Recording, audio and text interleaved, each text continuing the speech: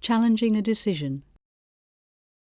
This film looks at the options open to family carers if they disagree with a decision that has been made on behalf of a relative with learning disabilities. John and Sue Picton enjoy good relationships with the health and social care professionals who look after their daughter Jo and son Matthew. But what would happen if they were to disagree with a decision made on behalf of Jo or Matthew by one of those professionals? We seem to have a good relationship with the care staff. They respect us and we respect them.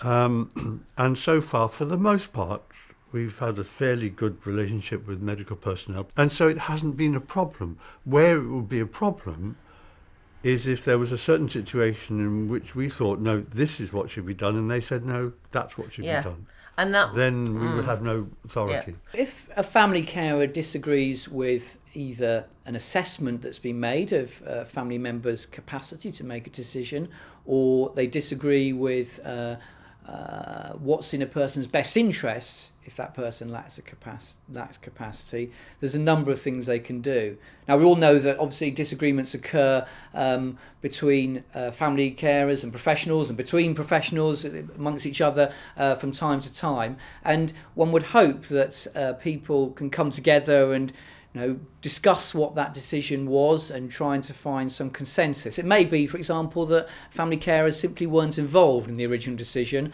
and need to sit down with perhaps professionals who were involved to find out more about why the professionals made that particular decision, and that may resolve it at quite a simple level. You might find it helpful to be asking questions like, how have you arrived at this decision? Have you followed the code of practice? Is this in the best interests as laid out in the code? So doing that first.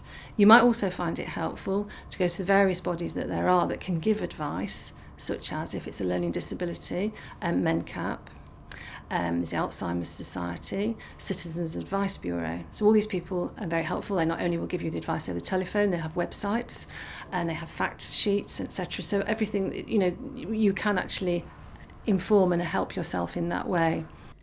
If a family carer can't solve a problem by seeking information and talking things through, what should they do? You should first of all follow the complaints procedure wherever it is that whoever you're dealing with. So if it's a hospital, it would be the NHS complaints procedure. If residential home, it will be their own complaints procedure or the local authority, and exhaust that first, because that is the place to start with. If you're still in a position where you're not getting any joy at all, that is when you might want to then see a solicitor such as myself. The actual Act does allow people to raise concerns through the Court of Protection. The Court of Protection is created by the Mental Capacity Act and is there to deal with disagreements or very complex decisions involving mental capacity or disputes. So if need be, a family carer could consider applying to the Court of Protection because they have serious concerns about a decision involving a family member who lacks capacity, or perhaps because they feel the person had capacity to make a decision, but that was overruled. The Court of Protection is there to help them, is there to help try and resolve those kind of situations. It does involve doing an application, and the application may have a fee attached to it. Gemma Gray chairs many best interests meetings in her role as a consultant psychologist. On a couple of occasions when a very, very serious decisions at stake, we have had to seek an order from the Court of Protection ultimately. Obviously, prior to that, we'd done best interest. We tried to resolve that locally. But actually, for some very serious decisions, that's why the Court of Protection's there, to make an ultimate ruling if agreement can't be reached as to what's in that person's best interests. And I think sometimes people can be a bit fearful of court and what that means, but actually that's the very reason that court exists, in terms of protecting the rights of very vulnerable people who can't make those decisions for themselves. It's also important to remember that the Mental Capacity Act creates particular roles, including what's called a deputy's role. Deputies appointed by the Court of Protection to make decisions on someone's behalf. And it may be that if a family carer who is not that deputy disagrees with the decision of a deputy about a person who lacks mental capacity, then a family carer can contact the Office of the Public Guardian and say, I have concerns about this deputy, please can you help me, please can you investigate? And the Office of the Public Guardian has a legal duty to supervise deputies, so should listen to those concerns and act accordingly. And it's also worth knowing that the Act contains a criminal offence in it.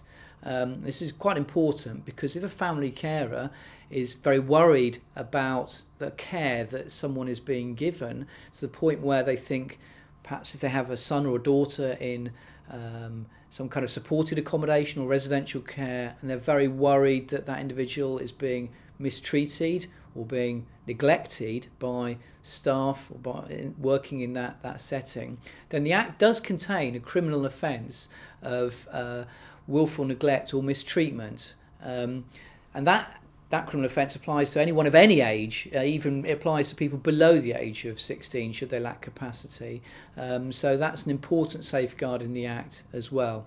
Most issues can be sorted out without the help of a solicitor, but sometimes family carers prefer to seek legal advice.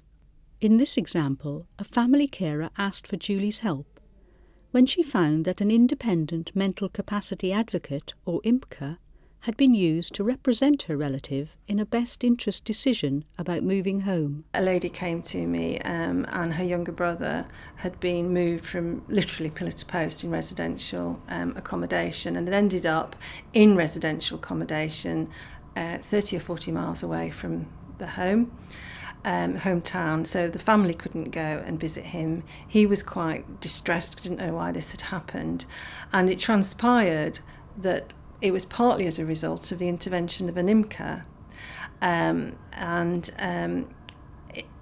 immediately the fact that this lady had come to see me in such distress about her younger brother illustrated to me it was an inappropriate use of an IMCA, because an IMCA should only be used when there is nobody else there who's actually is an appropriate person to consult as to the interests of the individual concerned. And clearly this lady was and in fact had been very involved in her brother's welfare for many years.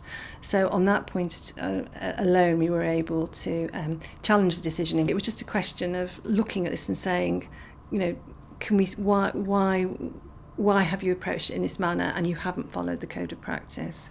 There was no heavy-handed legal machinery required. The young man in question did move back to his hometown, which was much better for everyone.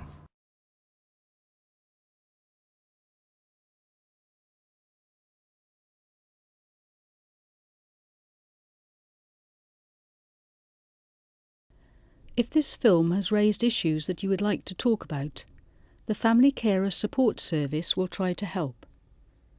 You can telephone them on 0117 906 1751 or email familycarersupport@hft.org.uk.